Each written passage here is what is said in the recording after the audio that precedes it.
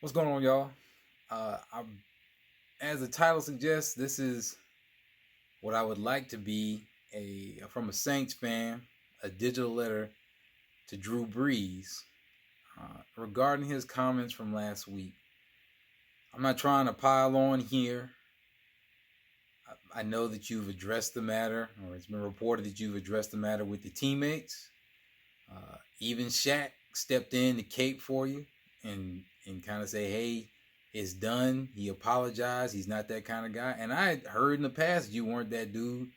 If people are framing this as you being uncaring toward black people, I've seen the things or heard about the things you've done in New Orleans. So for me personally, this was never a matter of you being racist or not being mindful of some of the things that black folk have dealt with. I think you were tone deaf. You had 4 years. 2016, you made very similar comments. And in those 4 years, which kind of concerns me a little bit because it makes me think like, oh, okay, as soon as the problem goes away, then you're not worried about it anymore. Although I think this time, unfortunately, your teammate had to threaten to slap fire to you,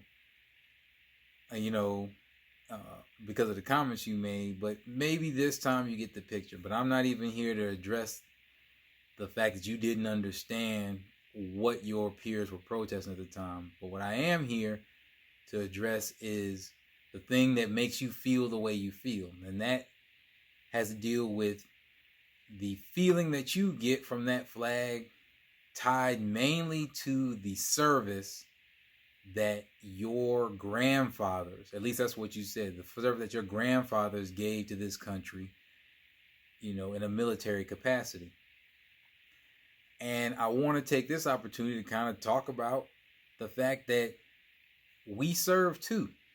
Your grandfathers and those like them, in this case meaning white men, were not the only person to serve or persons to serve during that time. I'll start real simple. Here are my grandfathers. In the picture that has multiple individuals in it, I think there's 3 gentlemen in that picture, you'll notice something should be quite apparent very quickly. There is no one in that picture that looks like your grandfathers. And I would hope that you understand why there's no one in that picture that looks like your grandfather. Is because my grandfathers weren't allowed to be in a regiment with your grandfather during World War II. Both of them served, one in the Air Force, one in the Army, in segregated regiments. They weren't allowed to be around your grandfathers. And when they came back home, they were told to get back to their side of town. Fall back in line. All those wonderful historic reels you see of these large ticker tape parades of people going down these main streets of these major cities. If you look closely, you don't ever see any black faces in those films. It's because they weren't allowed to put their life on the line the same way your grandfathers did, and weren't even given a pat on the back for the service. So if I'm your teammate and I'm kneeling and I almost shed a tear because of the way my grandfathers were treated, even though they gave the same military service, am I being disrespectful of the flag then? Sure doesn't feel like it. Let's move on. This is my father. Not an uncommon picture for a Vietnam vet. Shirtless soldier, handling a little ordnance. He was in Army infantry. Now, my father wasn't drafted into the Army during the Vietnam War. He signed up. You want to know why he signed up, Drew?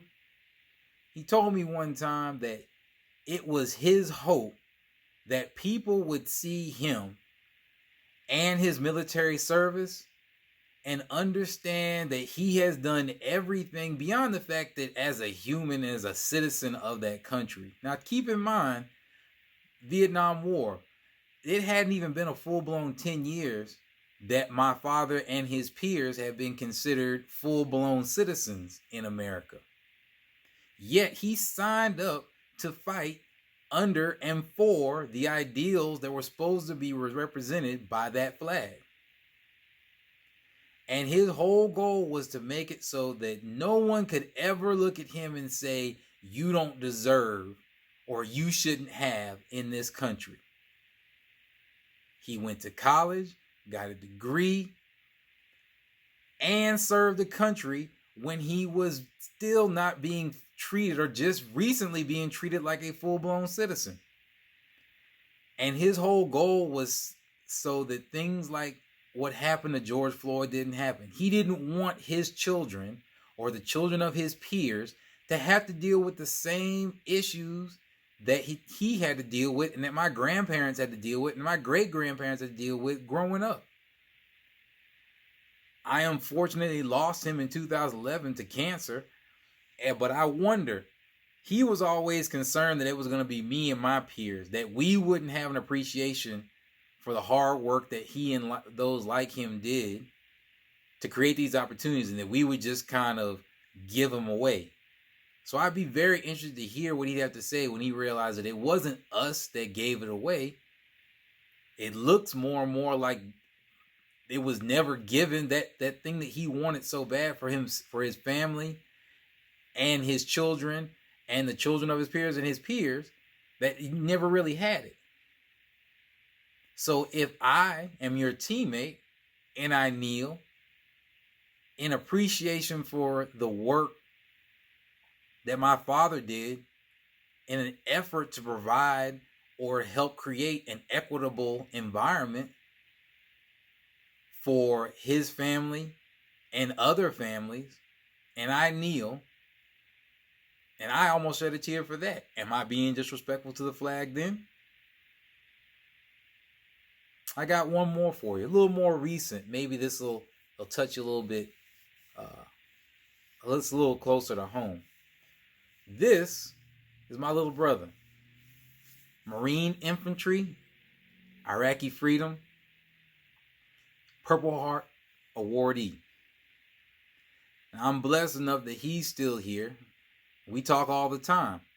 After you made your comments the first time in 2016, he and I had a conversation kind of about the protests and what his feeling as a person who had fairly recently served in a theater of war, like how he felt about it. His opinion was similar to that of your peer Nate Boyer. Like, that's why we go over there. The ideals represented by that flag are supposed to be, number one, first and foremost, freedom of speech. Your teammates were exercising freedom of speech, but again, as far as what this video is about specifically, my brother was there giving military service. Now, at this point, it isn't similar. It isn't like the situation that my grandfathers were in or that my father was in. I mean, my brother, it's 2001, so he's very much being isn't a recipient of a lot of the hard work that was done before him, in terms of being able to go where he wants to go for the most part and do what he wants to do. But that doesn't change the fact that he, as a military veteran, as a war veteran, didn't see any problem with the protests that were happening. Again, much like your peer Nate Boyd, same thing. Yet you still felt like people were disrespecting the flag. Now, you talk about your grandfathers. How do you think people like myself, you don't remember how at the end of when that war was going on, those long lists of servicemen and women who had been killed during that? And what do you think it feels like to every day check the news and hope that you don't see your little brother's unit on TV and find out that you might never see him again? And yet, him putting that risk, all those servicemen he didn't have a problem with these protests. again, he felt like that's what he's over there fighting for, because that's an underlying ideal, or supposed to be a fundamental ideal of this country. So if I'm your teammate then and I take a knee in honor of the fact that he is over there fighting for that flag, am I being disrespectful then? I'm just trying to get a better understanding, like, where is the disrespect? Is the disrespect because you're kneeling, because you're always supposed to stand with your hand over your heart? I'm a little confused. So really the purpose of this video, I just want you to understand that at the end of the day, like, we serve too. We were in the military when it wasn't particularly advantageous for us to do so. We're first responders. We're policemen. So I hope again, you've apologized, and I hope that you really believe the things that you said. That's good that you didn't let that sun-dried tomato on Pennsylvania Avenue change your mind. But you need to understand, when you have your hand on your heart next time, I want you to, that's good that you have an appreciation for the work that your grandfathers and the service they gave to this country.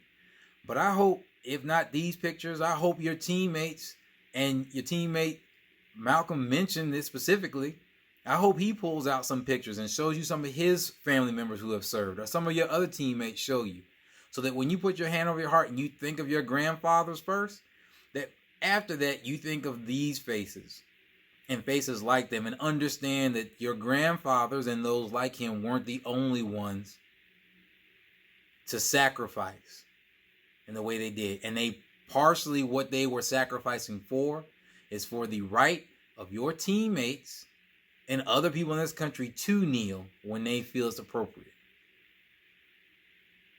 I hope you see this, man. And I'll holler at y'all.